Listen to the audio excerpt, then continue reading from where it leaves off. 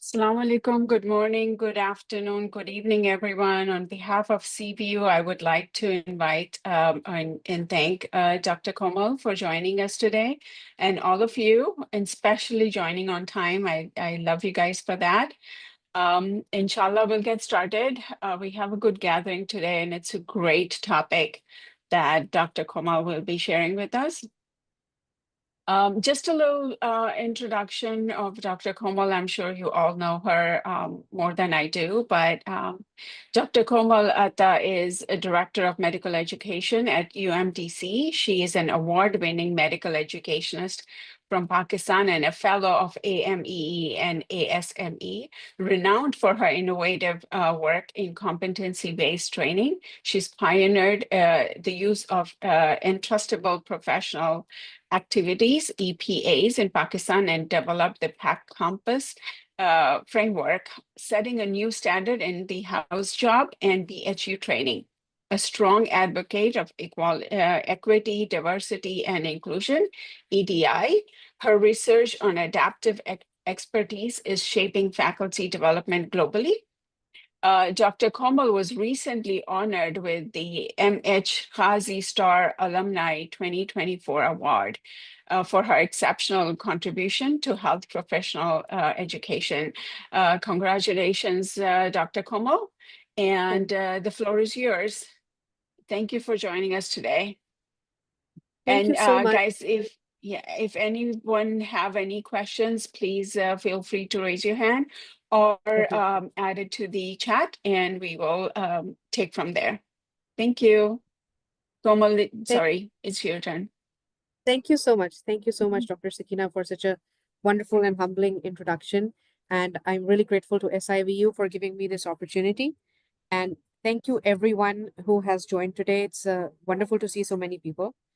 We're going to be discussing about a topic which is quite close to my heart as well as my practice. That is how we use social media professionally for medical education.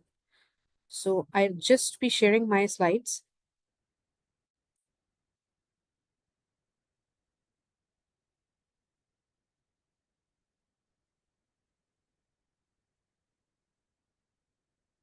All right. Now, social media is basically any platform. It can be an app, it can be a website, it can be any platform that we are using currently to interact, network, disseminate information, and basically just collaborate with other people through a technological networking portal. That can be the internet, that can be your telephone, that can be your 4G service. So anything which is used to actually interactively communicate with each other through a networking device is now being defined as social media. These are statistics from the Digital Usage Global Report of 2023. So this was at the start of 23. And you can see that it's going to be slightly higher now. Number of social media users in the world was 4.63 billion. And almost everyone was spending 2.5 hours daily on some sort of social media activity. Users versus total population of the world at that time was 58.4%. And social media users of the total internet users on the world, which were covered by the survey. There are a lot of places which are not covered by this survey, and social media sites which are used by proxy, networks which are banned. So those are not read off also. So 93.4% of the recorded internet users were actually on social media. And right now, it is estimated that almost about 98 to 99% of everybody who uses the internet is going to be using social media in one form or the other. So it's not just an entertainment anymore. It's not just a networking resource anymore. It has become a part of life for the better or the worse, but it's something which is now integrated into daily practice. So with that, what has happened is that the world comes closer. It's become a global village. Everybody's connecting together. There are lots of benefits of using it, but obviously it's a double-edged sword. There are also harms of using it. And till now, the medical education community in particular has not formalized the use of social media as much as I think we should be doing. So that's what I will basically be discussing today, that what are the methods, what are the advancements in the world, and what is the way in which we can actually take social media usage and bring it ahead in medical education and medical clinical experiences. A little brief introduction about my social media profile. I have been the social media coordinator for all of the AME conferences since 2021. Um, I have been known as a social media influencer for some time. So I work with formal medical education on throughout social media websites, mainly Twitter, LinkedIn, and Instagram. I also lead the social media special interest group on AME. So if anybody is interested in contributing there, you're more than welcome. We're going to be starting some webinar series soon. We have a faculty development grant for social media use in faculty development from AME, which I am co-working with Ardi Findiatri from Indonesia. We've done 3 research papers on that. Our work is almost going to be completed this year, and we've had a lot of very interesting outputs. I've also worked with the Universitas Indonesia for their social media project and use of Internet 4.0 for student development and faculty development. Uh, it was a very interesting project. I'm going to talk about that also, what we found out. I'm the current lead for the social media ASME research methodology group. So I work very frequently with medical education in social media, and I get to meet a lot of people who are formally working in it. So I'd like to discuss and let you know some of my experiences and gain more basically from you people as to how we can work together and in a more positive way. Now, here's the roadmap of the presentation or the webinar. Uh, we'll have a very brief discussion about what social media and medical education means. It's abbreviated as SOM now. We'll see some worldwide practices. We'll discuss problems, solutions, and best practices, and then we can have the question and answer. Uh, if you want to have any question in the middle, like Dr. Sakina pointed out, you can just raise your hand or you can write in the chat, and one of us will definitely see it and will get it addressed. So, social media, like I told you, it's a worldwide revolution. However, um, we have cultural, geographical, and certain boundaries where we are using different platforms and different practices. In the global south, particularly in Asian areas, Facebook still happens to be the most popular social media medium. It is followed closely by Twitter, uh, and then there's a huge revolution of using WhatsApp. Technically, WhatsApp was not considered as social media for a very long time. It was considered as a telecommunication channel. However, post COVID, most of the global south, as well as Asian and Arabic countries, have started using WhatsApp as properly the biggest social media resource that they have. WhatsApp has hidden benefits inside for social media use, that it has end-to-end encryption. You can use it with your own particular groups, people who you prefer. So it has those things going on. And you will notice that WhatsApp is being utilized very frequently, very commonly in these areas of the world. However, if you move towards the global north, you will see that WhatsApp is not a social media mode of communication. It's not even a very common mode of communication in especially North America, most parts of Europe and Canada. So they tend to not use it. Over there, you will see that Twitter was the most popular social medium till the time it became X, after which certain laws changed on Twitter. And most of the medical educational community on Twitter had issues with them. And now they're looking forward to other platforms like LinkedIn. There's a new one called Blue Sky. There's some people are on Discord. So X still has a grip on social media, but slowly it's going towards other platforms. And LinkedIn is gaining traction as being the most preferred professional platform. Apart from this, other means of social media that are utilized are podcasts, there are video casts, vlogs. These are not that popular again in the global south. The global north has formalized podcast series for their universities. For example, HMIA is the formal podcast that comes out of the Harvard Macy Institution. The ASME has a bite size interactive session. The AME has interactive sessions going on. Keyline podcasts were a key feature of the Karolinska Institute. So people used to listen to them, and they've all been very informative. Um, those who are aware in the global south do listen to them, but a lot of it is still not practiced over here. So podcasting is not that common in the eastern areas of the world as it is in the west.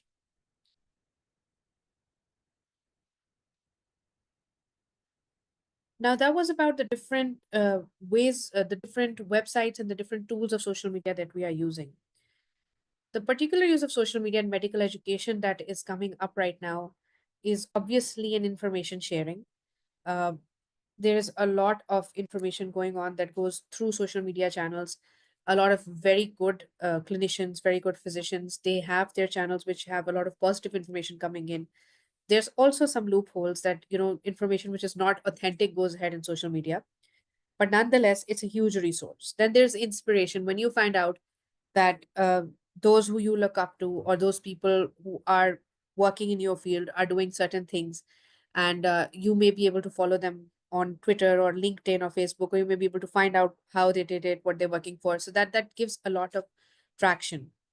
Then you have clinical case discussions. There are proper formal groups that have been formed for discussing clinical cases. Particularly on Instagram, you will see that visual based clinical fields, for example, radiology, dermatology, pathology, they have wonderful social media platforms going on, few but still very good, which are actually discussing a lot of information, and a lot is being learned throughout the world. It's also being used for mentorship. You can find people who are like minded, who can facilitate you, who can help you. I have found a lot of my mentors from social media. I have found a lot of people to interact all over the world from social media, and it has tremendously helped me and is still helping me navigate my own career or my own problems. And then finally, it's a platform that is used for promoting your research. So, this discussion I had with uh, the medical teacher team also, and the Springer team also, as to what do they think now is the way forward on how research will be seen. And the answer from everywhere was altmetrics. So altmetrics come up by the number of time you actually look up something through social media.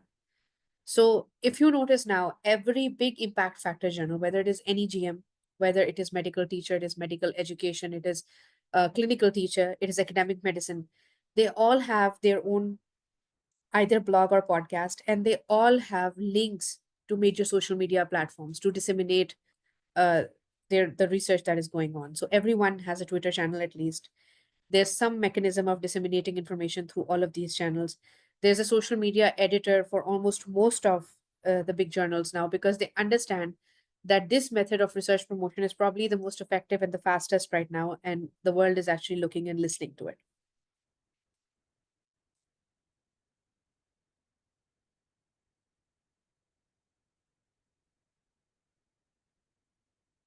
Now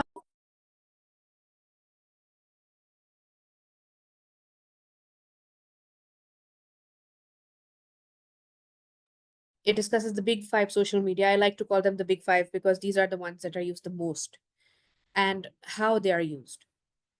So what I see in my own practice and what I see with other people who use the social media a lot is that Twitter became very, very popular as a community of practice, where people would build social networks, educators could talk to each other, they could work with each other, and they started creating tutorials. Tutorials, the word is just basically derived from the word tutorials that we use in medical education, where they're very small snippets or information threads that we can share with each other. So it's an example of how connectivism works in real life, how people can connect, information is shared, you can talk about those things, you can ask people why do they think this is right, what is your opinion, and it's done in 150 characters. So it's actually quite uh, short, concise, and precise for everyone who's going through that information.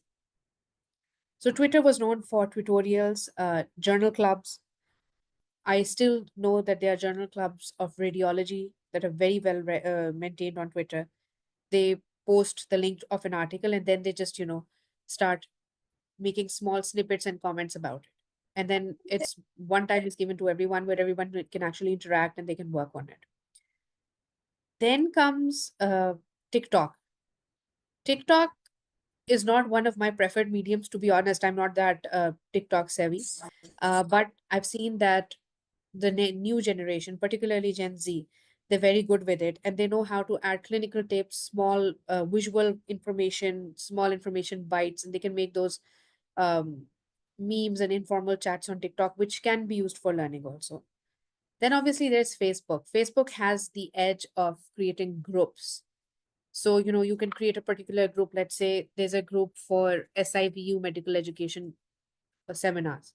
So in that group, we could actually put up all the videos, and people who are added to that group, they could see it, and then the privacy can be adjusted. Then comes Instagram, which is right now, according to the current algorithm, Instagram is the most popularly used social media in the world. So again, Instagram has a lot to do with visual learning. So surgical videos, radiographs, content about careers, anything that can be done strongly in a visual way. It is now on Instagram, and it is being spread very, very fast. Then comes WhatsApp. WhatsApp is good for discussions, for case-based learning, for any sort of telecommunication skills. You can, use WhatsApp to practically share any sort of information like PDFs, videos, memes, whatever form you find that you want to communicate in. And then again, because it has end-to-end encryption, so people feel comfortable using WhatsApp. So all of these things are broadly being used in social media and medical education.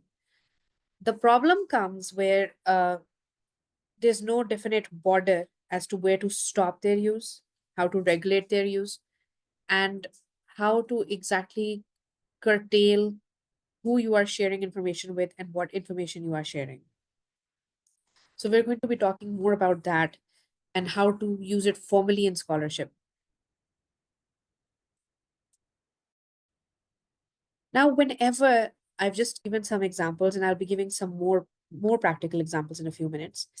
But Dr. Hasnain has also given something which I have actually seen on his SlideShare before. It's a wonderful presentation, and I'd recommend everybody to see it later. It's about social media for research and notes taking. So it's an example of how you can formally integrate social media into your work.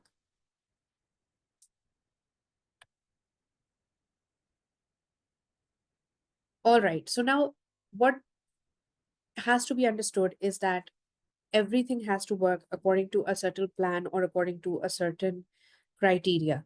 The first thing you do is you choose the social media you want to use as a dedicated physiologist or as a dedicated pathologist, because I work in physiology and then obviously medical education. So those are the two things I can speak about more comfortably. So let's say I designed a Facebook group for my students of MBBS for first year physiology. Now I have to see how am I going to put the content out, what content I'm going to put out, how much duration that content is going to be.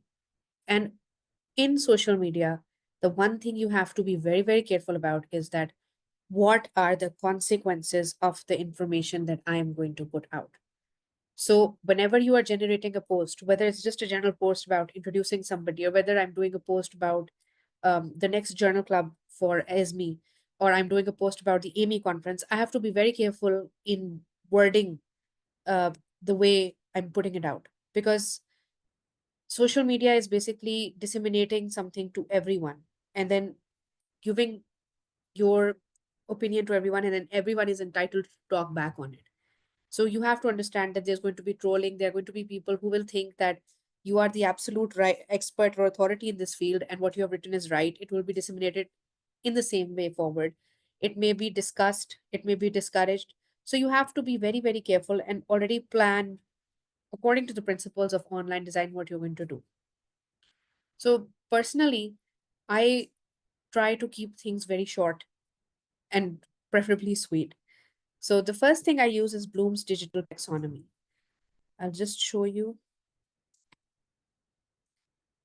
This is Bloom's digital taxonomy. It is an adaptation. You can find it online. It is an adaptation of obviously the original Bloom's taxonomy. And it shows you about the type of content that you are creating, what is the better way of doing it. For example, if you are at a lower level of taxonomy and you're giving out information to a particular group of students who are undergraduate and who are first year. So you may have to use something that is for remembering and understanding. So when I'm at the level of remembering or understanding, and I just have to give tidbits of information out to students, uh, I prefer to actually use very short sentences. I prefer to use one or two diagrams, and I prefer that they try to search it out themselves. So my main tool for these things would either be Twitter, which has very short messages, or Facebook with a very short message, and then I try to link it out to Google or some other website from which they can actually, take that information out themselves. So this is information which is basically being repeated or being just disseminated for their journal consumption, and it's not very interactive. So it's not the best of use of social media that you would have.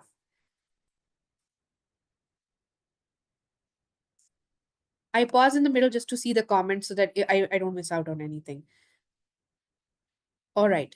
Then is applying. So applying is basically when you're carrying out, executing, or implementing something. And applying for me is analysis and applying are the two levels which I think are quite safely used on social media and students interact very well. So, you can make journal clubs, you can make groups where students are using mind maps. And I think for student grouping, for me personally, Facebook works very well because it can create a whole group of students. There's another social media platform called Slack, which I advocate a lot because it's like a more personal Facebook. Facebook has issues with privacy settings that keep changing. Slack is something you can download. It has channels, and one particular group can follow a number of channels together, and they can work together in a safe space. So there's very less privacy intrusion over there, and it also has the app on the phone with a WhatsApp like interface, so it's very easy to communicate.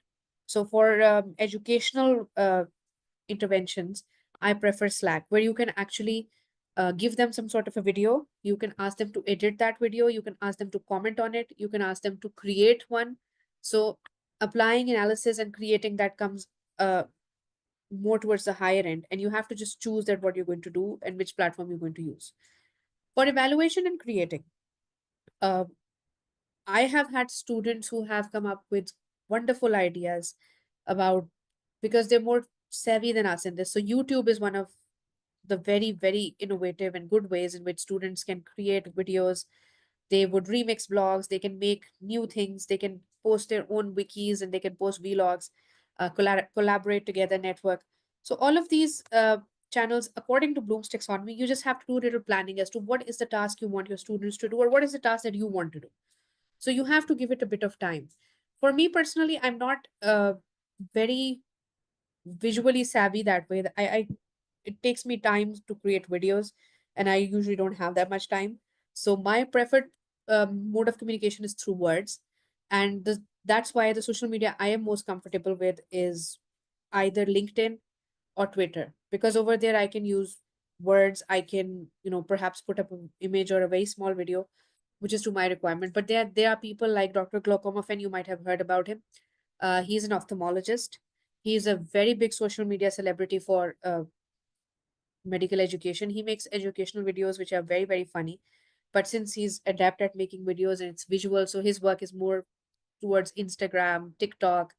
Um, it flows more in that direction. So you have to choose your platform and your strategy.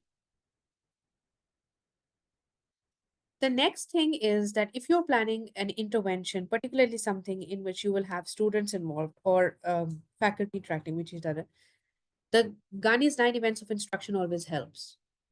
So if I make a short group on WhatsApp where I want to go through a certain portion of my curriculum or a certain chapter, I have to take the learning objectives. I have to see what level the students are on, their prior learning. I have to choose the best way and the shortest way in which I can present content. Because remember, online teaching and learning and social media learning, both of them, the shorter and crisper and very must know information that you can give, the better.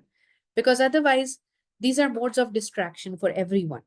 So students get burnt out very quickly. There's technological burnt out, there's the burden on the eyes, there's the temptation to see everything else going on social media. So you have to be very, very careful about planning what is the prior content, what is the present content, how are you going to ask the students to actually practice on this, how will you assess them.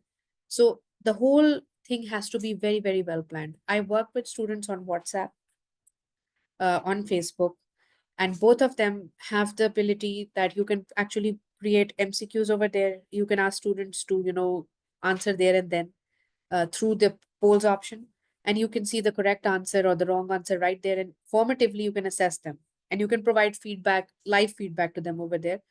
Or if you provide that feedback and they look at it later on, so that becomes like an asynchronous thing. But it requires a bit of understanding and planning on your part, then where do you want to start from. Then obviously, with any sort of technology, any sort of internet usage, you have to understand that the Myers principles of technological learning has to be used. So you have to understand coherence, that just keep interesting information, take away all the irrelevant stuff. Choose your modality carefully. If it's you think you can use words, that would be great. If you think you can use videos, that would be great, but don't make it such an overload of animation or such an overload of words or such an overload of graphics that it's overwhelming. Try to indulge one or two senses maximum, and don't make it so overstimulating that the person actually forgets. Again, social media is conversational. It has it's that's why it's social, because it's supposed to be something which you can, behave like you're talking to each other. So present everything in a style that is not very formal. If you want them to get formal information, you can always link them to books, you can link them to research articles. But when you're trying to disseminate anything to social media, try to make it in the most easy and most conversational jargon language that is possible for you. Last thing is very interesting. This is the master's hierarchy of technology and social media needs. So it takes from Maslow's hierarchy. And because social media has now become a part of our actual physiological needs, so it's important to understand that where are we lying on this, and where are our students lying on this, so that we can actually, work with them. I work in Pakistan. uh, we have a lot of net issues, we have a lot of electricity issues, and at times higher bandwidth websites will not be working for us. So you see that the physiological needs now are that the mobile technology needs to be able to work. There should be power, network, space, and connectivity. So, first and foremost, you have to make sure that the sort of social media that you are frequently using, can it be used all the time where you are? So, for example, the 4G networks that we use on our mobiles are usually accessible even if the electricity is not there. WhatsApp is one of those medias which requires very less bandwidth. So it's easy to use. Similarly, mobile companies are now giving, because social media is such a huge thing here, mobile companies are providing with access to Facebook. So again, it's low bandwidth access. So you can, actually use Facebook with information, less pictures, less videos. Those are the things you can think about. If you are in an area where you know that there's going to be no problem with your internet connection, there is no ban on any particular social media, then please go ahead and use that. But if I understand that in Pakistan, Twitter has recently been restricted. There are other parts of the world where TikTok, Twitter, WhatsApp are restricted. So you have to understand that you have to pick a media which is going to be workable where you are. So after the physiological need, that is that you get your workable social media, you have to look at the safety. So what is the safety? That there should be patient, preceptors, students in healthcare system, everyone needs to feel protected. Now that safety has to do with a few things. The first is privacy settings, which you will now easily find in almost all social media. Twitter now has privacy settings for separate channels. Facebook always had groups that would be private. WhatsApp is a private network. So you can look at those, but again, out of those, you have to see that in some of them, privacy settings are breachable. So ideally, choose a network which is good for you, and which you think is more private. I would recommend Slack if it is accessible in your parts of the world. Slack is probably the most private and safe out of all of them. Okay, then love and belonging. The use of social media needs to be legitimate. It needs to be positive. It needs to be something which is not uh, excluding people out. It's not, sort of challenging your hierarchical needs. We'll be discussing this ahead also. And then it has to be something uh, which builds up self-esteem of your audience, of your students, or all of your participants. So if you're discussing some sort of intervention, if you're discussing some sort of medical education thing going on, you have to see if it's giving a positive message out. And the last is, when everybody's good with the social media usage that you are doing for them, is when they're also able to use it for their learning, personal, and professional development. So, this self actualization stage is the stage we are aiming for and we want to use now.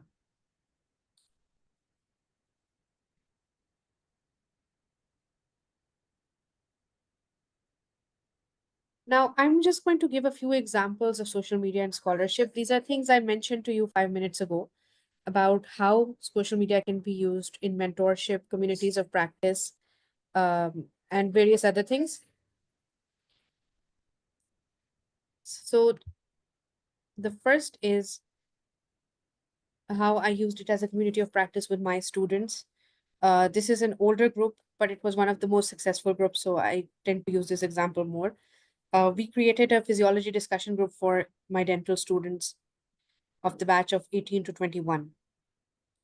And this group was basically just during their off time after they had completed the academic year. We were posting important points related to MCQs as well as questions so that students could revise over here. And you can see that over here, I have written down the ground rules, which is very important whenever you're dealing with students, that to what extent do you want them to use social media with you? So it was a very basic group where I would put out questions. I would encourage students to make and put out their own questions, and then everybody else would chip in and they would actually answer those questions or put out their notes. And it actually worked really well. We had a study on this, and students thought that it was very effective. So this is one of the more simple ways in which you can use social media. Here you can see this is Twitter. This is now known as X, but the interface is the same. So Twitter allows you to use communities of practice. So in Twitter, you can have this community section, and there's a community that's known as hashtag #meded, which is one that I use very frequently.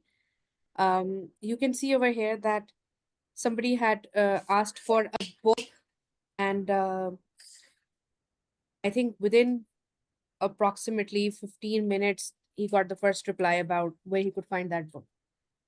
And so it's a very powerful and very good tool for actually interacting with people of your own community, of your own subject. There are other communities that exist on Twitter that I follow, for example, technology enhanced learning. There's one on social media. So these are all social networking areas which you can use. This is one of our articles from the clinical teacher where we used Slack as a platform for social media learning.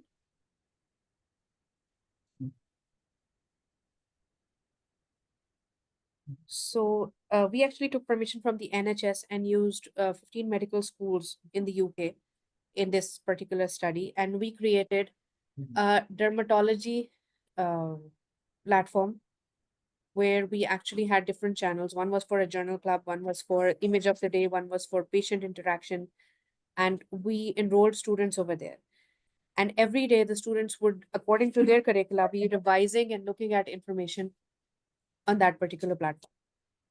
So I was in charge for the journal club, and the journal club would occur weekly. It was synchronous. We would put a Zoom link over there, and then the students would actually interact through that Zoom link with me. And afterwards, they could actually send messages in the Slack platform and ask if they had any problems with the article or if they had anything that they didn't understand. Similarly, one of our colleagues, he did image of the day, where he would paste an image of, say, herpes or psoriasis or something, and students would asynchronously discuss about what that thing was and what was the treatment, how could they go about it. And then the wonderful one which I really liked was the patient cases. So in certain hospitals, we got consent from patients who would actually send small videos, or who would actually come on Zoom and discuss certain situations with students, and their privacy was keep fully taken care of, and all sorts of consent were taken from them. Only the exposure they were comfortable with was done, but students really actually interacted and responded to that portion a lot. So all of this was done on social media through Slack. We were all not from the same place. I was geographically far away, and even the rest of them, all of them were not London based. So, but it was very, very interesting and interactive. The article is present on in the Clinical Teacher, and you can all go and go through the whole thing. This is just a short view of my community of practice. These are all people through the AMI community, through other communities that I work with, who are close to me, who have all acted as mentors to me, who all work with me very closely on social media, and I've all gained a lot from all of them. So it's just an example of how you reach out to people and how they reach out to you and they work together. So those were just practically some examples of the things that I have been doing, that have going on around in the world, and there's so much more that can be done and that is being done. Moving towards some of the pros of social media. So the first is fast information dissemination. Like I showed you in the community example, that the person posted something and you got an answer within seconds. So it's very fast. It's one of those networking things that just takes split seconds and information goes ahead. There's a lot of diversity. If I am talking to somebody from some other place who might not be comfortable talking to me live, maybe, or from some other gender, uh, or maybe from some other hierarchical status, that's somebody very senior, social media actually helps with that, and it gives you a more diverse perspective. Then it can be used for mentoring and coaching. So you can easily we have a mentorship program at UMDC working right now, in which we have WhatsApp as one of the methods of peer mentoring.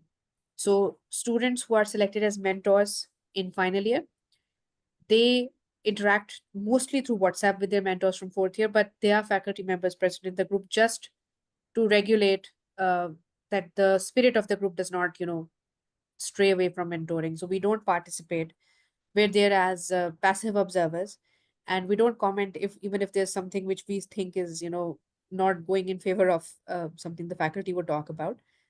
That's something that we are all aware of, and that we have trained the faculty for.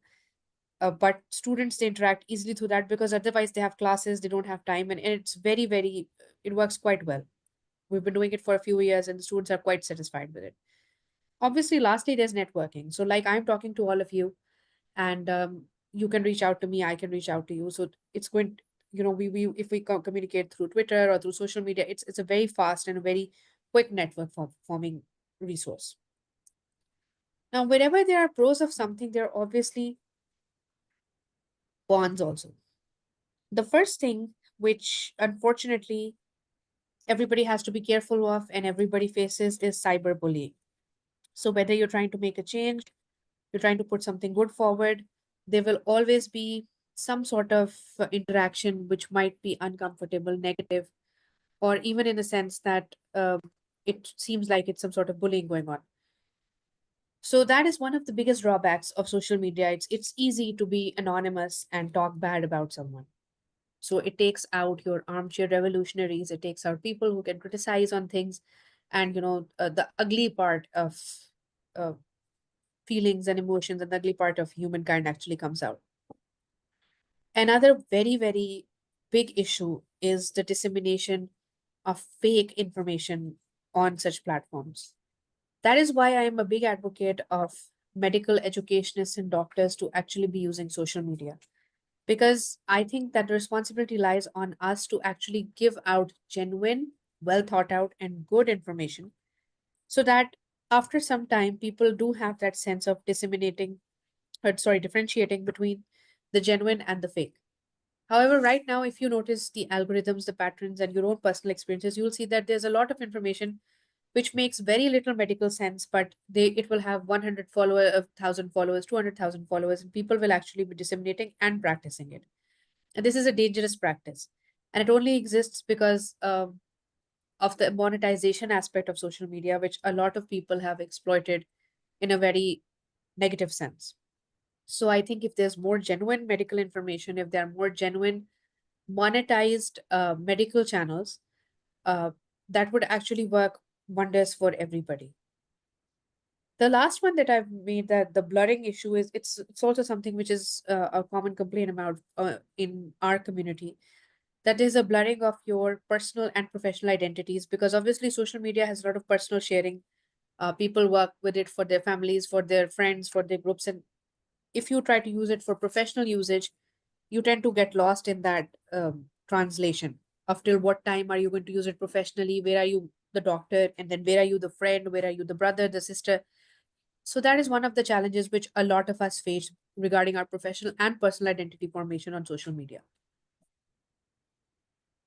Now, the thing with identity and social media is that I personally, and I've asked a lot of other people who work on social media also, and most of them tend to agree that you should keep your professional and personal social media accounts separate if possible. So I don't indulge with any sort of professional information on Instagram. I'm not very good with the personal social media usage, but my Instagram is totally personal. It usually, if I ever post over there, it will be posts of my family, my friends, or some of us interacting together. I make sure that I don't have people who have been my patients, uh, people who are my current students, or people who I'm very academically involved with on my personal Instagram. That is because um, when you are in a field such as medicine and you are treating somebody, you are held at a different pedestal. So a person who comes to you as a patient is not going to be able to understand or to interact with you as a friend. So that's why most social media policies, wherever they are formed, they actually discuss this, that do not add your patients or people who are working under you particularly, or your students or your trainees on social media platforms, because there's a lot of um, boundaries there which might, you might not be able to explain to them later what is going on, because they don't understand or comprehend you in the way people who are very personally close to you do. So I would recommend for this that if you do have to use your social media at all for personal use, keep that account away and safe from the account that you are using publicly. You can use two different platforms. If not two different platforms, you can use two different accounts, or you can avoid doing one or the other altogether.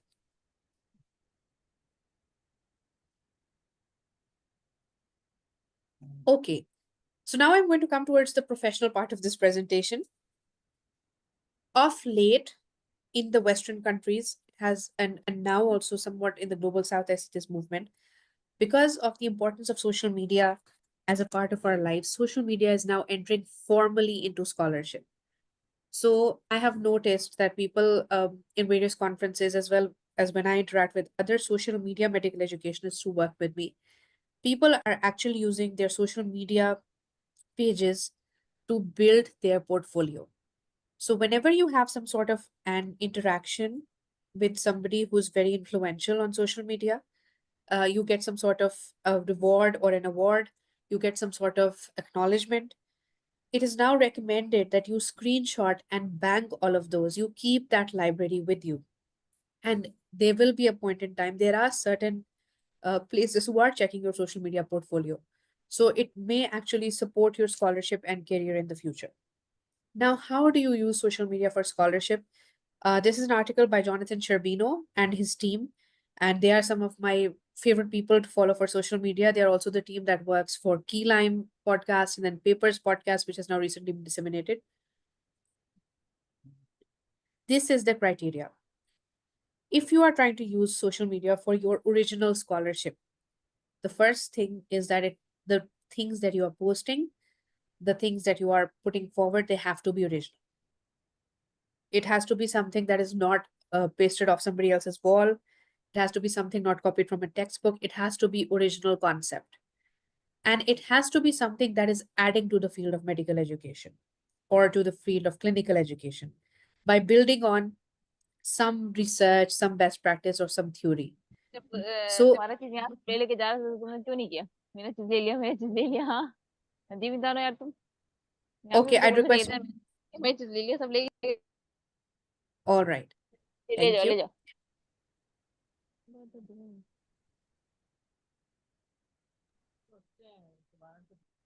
Then the third thing that Shabina talks about is that if you're using it for scholarship, it has to be archived and disseminated.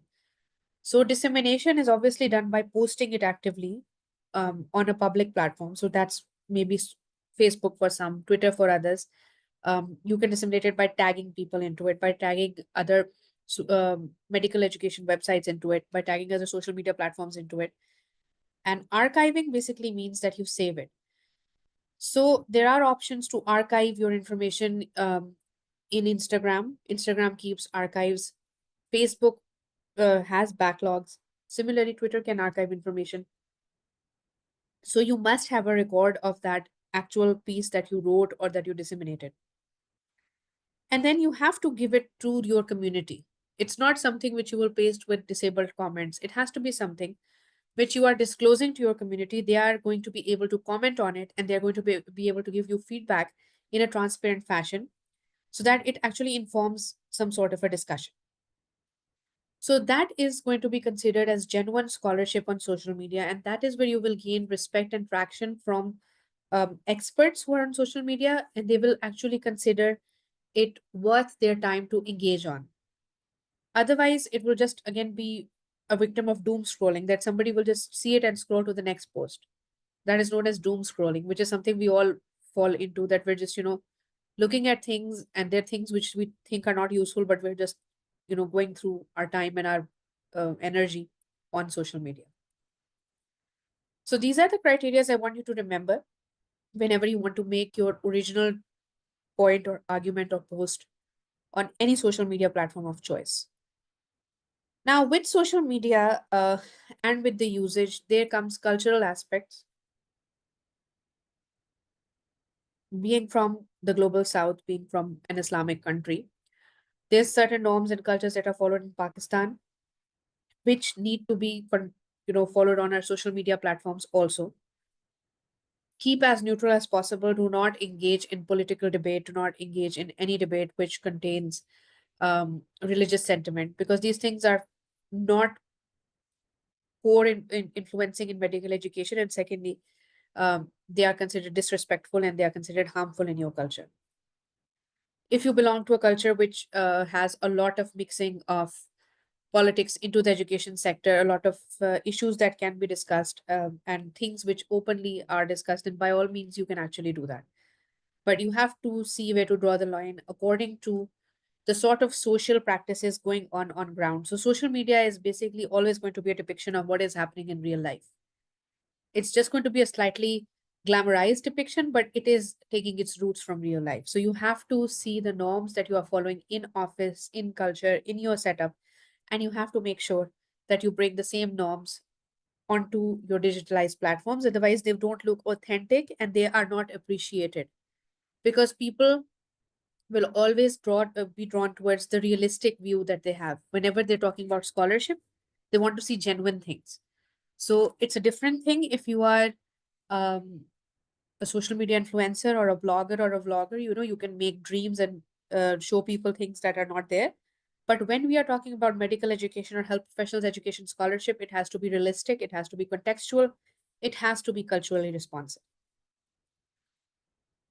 Then there are hierarchical aspects. So in collective societies, I can give the example of my own country. I think there are similar norms that exist in India, in China, that we have a lot of respect and a lot of hierarchical difference between senior and junior faculty, between residents and trainees, between attendings and consultants. So that has to, it's something that is sometimes blurred on social media. But if you belong to such a place or such a setup, then you have to sort of try to be respectful in those limits also. Try not to impinge on the privacy of people who are not at the same hierarchical level, or people who might not be able to understand or accept that certain amount of frankness that comes online.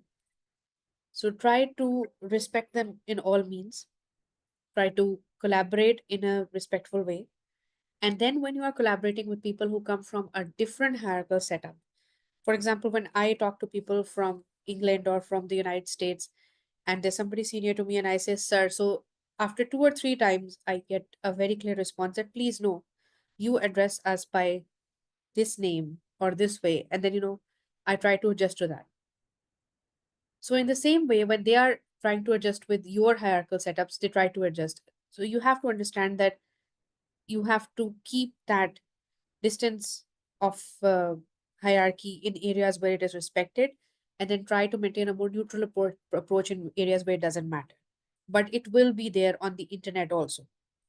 People sometimes misconceive this, that they can write anything about anyone on social media and get away with it, which is not really true. You may all be well aware of this, that international medical graduates who do USMLE, um, their social media platforms are sometimes checked by the program where they have applied. This was one such study in which a social media account was checked by young vascular surgeons, and it was published in a journal which is highly reputable and has quite an impact factor. However, later it was retracted because of multiple ethical issues.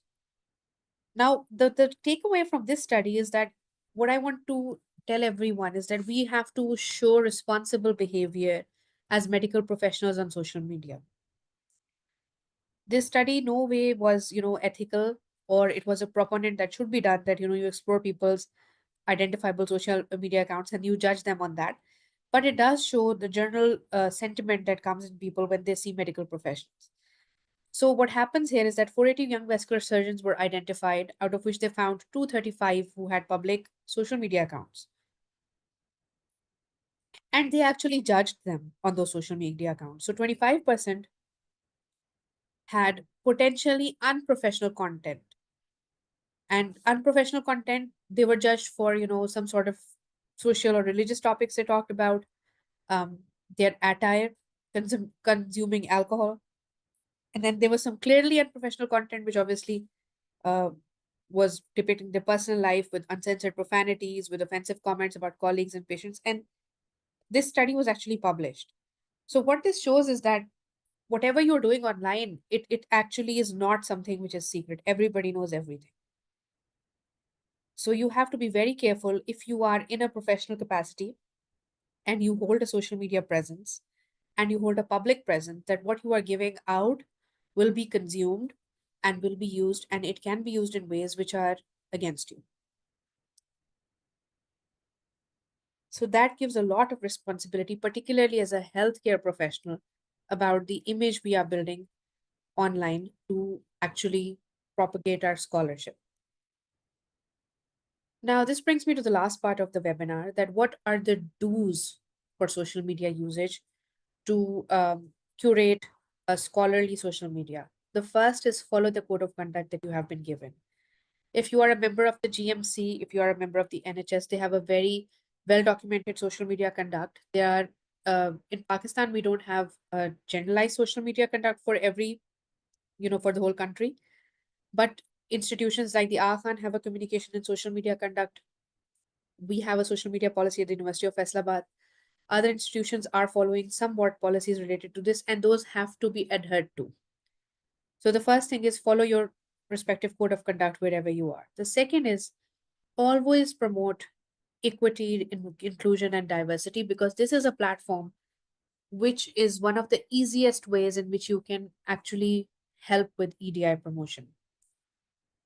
It is a harmless way of actually giving the other person space to speak, express their opinions, or it is a encouraging way of asking people from diverse backgrounds, from less resourced areas, from the gender which is less preferred, from sickness, illness, disability, to actually work and communicate on an equal basis.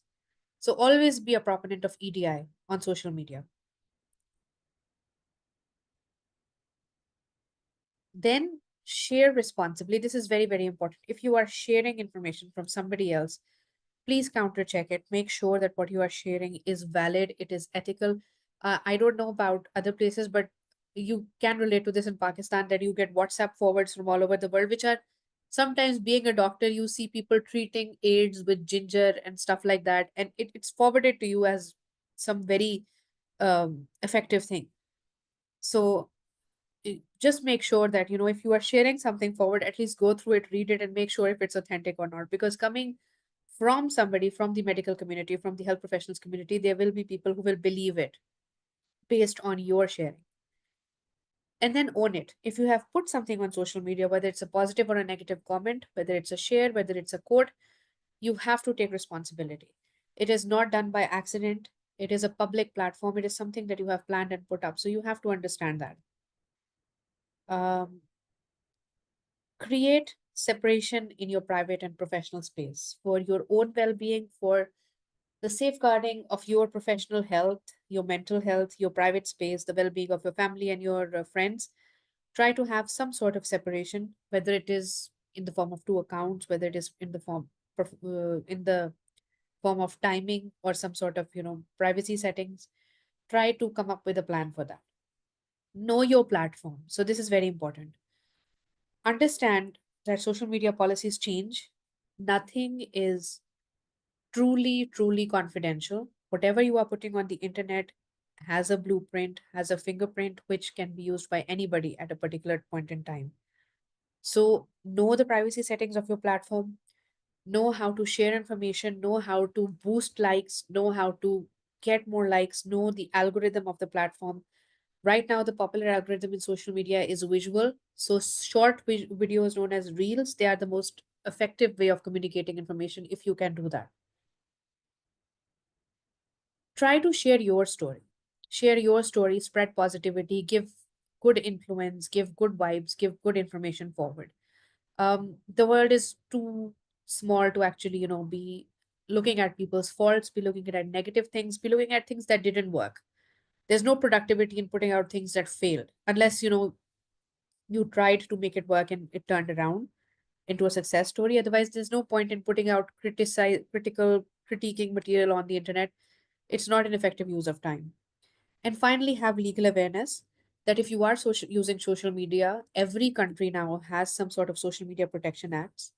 Know if you are a part of cyberbullying, whom you can call, where you can work, um, who will be more effective for that. Understand that there's a legal helpline everywhere. If nothing else, understand the legalities of the platform you are using. So you can report misconduct on Facebook, even on WhatsApp. You can block them, you can report them, you can get some sort of safety measures. So whenever you're using social media, do know all of this. Another thing is that before you tweet, make a friend, update, blog, publish, or anything, think about these P's. Purpose, why are you sharing the information? Privacy, who is going to look at it, and where else can it go? So always be careful whenever you're sharing, particularly images of patients or data, that what is going to happen. Think about the patient. If the patient saw this, would they recognize themselves? Would they be comfortable with that? What is going to happen? Then think about yourself, that if someone posted this about you, how would you feel? Think about your profession. How might this impact the image of your profession? Think about protection. Are your privacy settings the best or the strictest you have? Permission. How have you obtained the permission, and have you cited other people's work? Are you taking credit where it's not due? And always remember that it is permanent. Once you post something on social media, it can never come back. It's online. Whether you delete it or whatever, it's out on the World Wide Web. Social media content is always archived and it can come back at any time, anywhere. So don't think that it has gone. It's always going to be there. So please think about these things whenever you are posting. Don'ts on social media. This is very important. It's going to take a little time. The first is, do not give out medical advice on the internet, on social media platforms, which public can see. So it's not the best place for treating people. If you want to treat somebody, if you want to give them medical suggestions, the best thing is that you ask them to actually visit you or a professional doctor.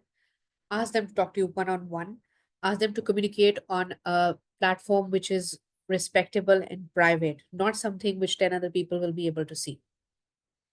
The second don't is do not use social media as your personal vendetta or shaming playground.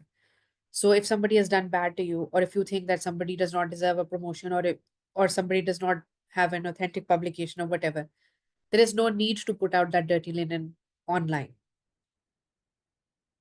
The third thing is do not ever use social media as a primary knowledge source. Social media was never meant to be a primary knowledge source. It is meant to be promoting connectivism. It is meant to be promoting networking. So, yes, you can put out information, you can discuss things, you can discuss the pros and cons, you can discuss theories, but you can't recommend people that this is the place where you'll learn everything from. Nothing will replace the medical knowledge that you get through evidence based research, through journals, and finally through textbooks. All right, these are, I like to call them the 10 commandments I made for having a social media account that is likable. The first is try to be as consistent as you can when you are posting. So, this depends on obviously your position, on the amount of time you have, and the amount of expertise you have. I try to post consistently almost every week. At least once every week is my aim because I get busy sometimes. Otherwise, I try to post 2 times a week so that there's a maintenance of a schedule and people who follow me know that something is going to come up. Focus on very high quality content. If you have to put on images, if you have to have pictures, they have to be the best quality you can find. If you want to write a caption, take a few minutes and make it as engaging, as entertaining as you can. Use hashtags, but use them very wisely. Only use those hashtags which are relevant to your post. I see posts with around 10 million hashtags, and what happens is that that post gets into spam or it gets banned, and you don't find out because the new algorithm, unfortunately, because of whatever is happening in Palestine, all social media tends to ban any sort of content which has more than 5 hashtags because somehow they have the fear that we will be propagating or discussing about the injustice in Gaza. So it will not be used for a broader audience if you use too many hashtags. Try to use as few as possible, only the ones which you think are relevant. Engage with audiences, try to respond to whatever comments that come, try to respond with answers. That leads to people getting more interest because they feel welcome on your account. Try to collaborate with as many as people as possible on social media and stay authentic. If you have created an account that is dedicated to a certain subject, try to stay to that brand or to that subject. And that authenticity will actually attract more followers and more people. Optimize your posting time. So, this is a slightly advanced thing, but you can actually use analytical tools to see at what time of the day your audience is most active. And you can actually have, that time of the day as your favorite posting time. Use eye-catching visuals. It's always attractive to have something which has color, good graphics to start your post with. Follow trends. So you have to look at trends. You have to see what sort of social media posts, what is the, like I mentioned right now, the reels are right now the basic algorithm. Sometimes it changes to text, it changes to pictures. So you have to follow that. That creates more visibility and creates more engagement. Now, the last thing, I think I've taken a lot of time. We will have Q&A in just 2 minutes. This is the action plan I want everybody to follow. Take a few minutes and write down the social media platforms that you use professionally. Your current use of social media, how much are you using professionally, how much are you using personally, are you using anything at all professionally? And then jot down a plan that how are you going to use social media for your professional development. So, for example, you want to disseminate information about physiology, or you want to have a journal club, or you want to have a platform where you're just putting out announcements of other people's webinars and seminars. It's more like like a bulletin board sort of a platform. So put that out there. What do you want to do? And then check the possible challenges you will have in doing that. So once you do all these 4 things, you'll get a clear picture of what platform you want to use, what platform you're already using, what will be the problems, and you'll easily be able to navigate towards safer and better social media scholarship. that you can create. These are some of the references. You're always welcome to ask or question me at any point. I'm sharing my email address as well as my Twitter and LinkedIn address in the chat. So if you want to add me on Twitter or you want to follow me on LinkedIn, you are more than welcome. I'm very active on both the platforms.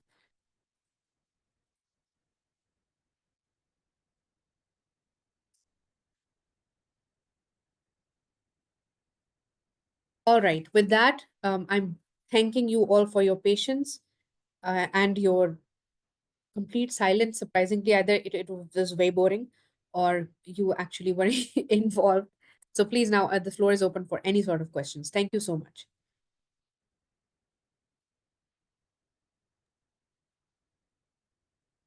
Thank you so much, Dr. Komal. It was an amazing presentation, and I'm sure everybody else feels the same. Anything else? Any questions, comments, everyone? Okay, I know there are some people who are trying to open up the Google Doc that I just added for certification. I'm going to stop.